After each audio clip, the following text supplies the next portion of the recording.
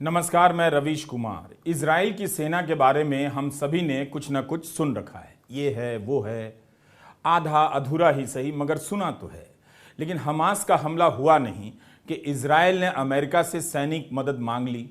जिस देश की सेना के अभेद्य होने के इतने किस्से हों, अफवाहें हों, वह देश एक झटके में बम से लेकर मिसाइल मांगने लग जाए तो कुछ खटकता है। क्या यही वो इजराइल है जिसकी सेना के बारे में पूरी दुनिया में भौकाल मचा हुआ था? 7 अक्टूबर के दिन की घटना का अभी तक कोई ठोस जवाब नहीं मिला है कि सेना की क्या चौकसी थी और चूक थी कि हमास के लड़ाके इतनी आसानी से घुस आए और घुसाने के कई घंटों तक इजराइल की सेना उन्हें घेर नहीं पाई। उस दिन को याद कर लगता है कि सेना सीमा को खाली छोड़ छुट्टी पर चली गई होगी।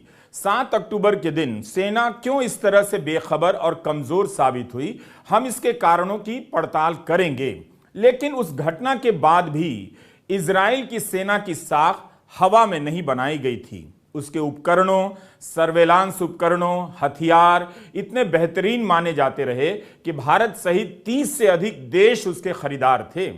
उसकी ट्रेनिंग की भी दाद दी जाती रही है। मध्य पूर्व में इजराइल की सेना को सबसे शक्तिशाली माना जाता है। उन्नत सर्वेलांस सिस्टम है और हथियार भी। यहां मैं अल जजीरा की वेबसाइट पर मिले एक लेख से कोट कर रहा हूं। इस लेख में the international institute for strategic studies military balance 2023 के आंकड़े का इस्तेमाल हुआ है, जिसके अनुसार इजराइल के पास करीब 1,70,000 की सेना है और 4.5 लाख से अधिक की रिजर्व फोर्स है। वायुसेना की क्षमता तो और भी उन्नत मानी जाती है।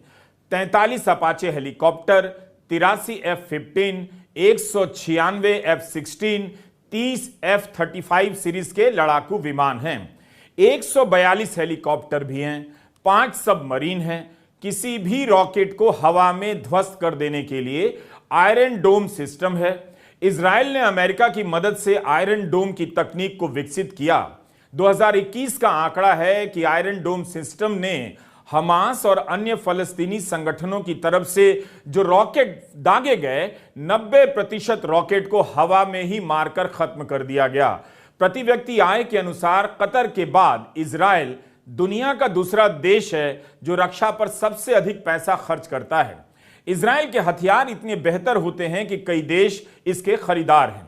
अमेरिका में एक कानून है जिसका नाम है लीही लॉ।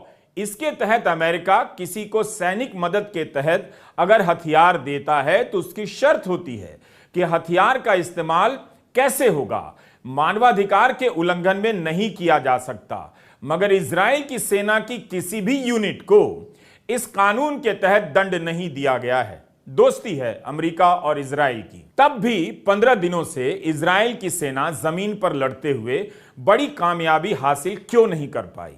यह कैसे हो गया कि उसकी सीमा में घुस आए और वह कई घंटों तक देखती रह जाए, बल्कि उसका पता न चले?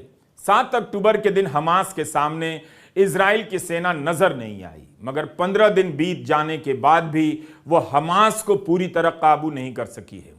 इजराइल को अभी कितने दिन और लगेंगे, लगता है उसे भी नहीं पता।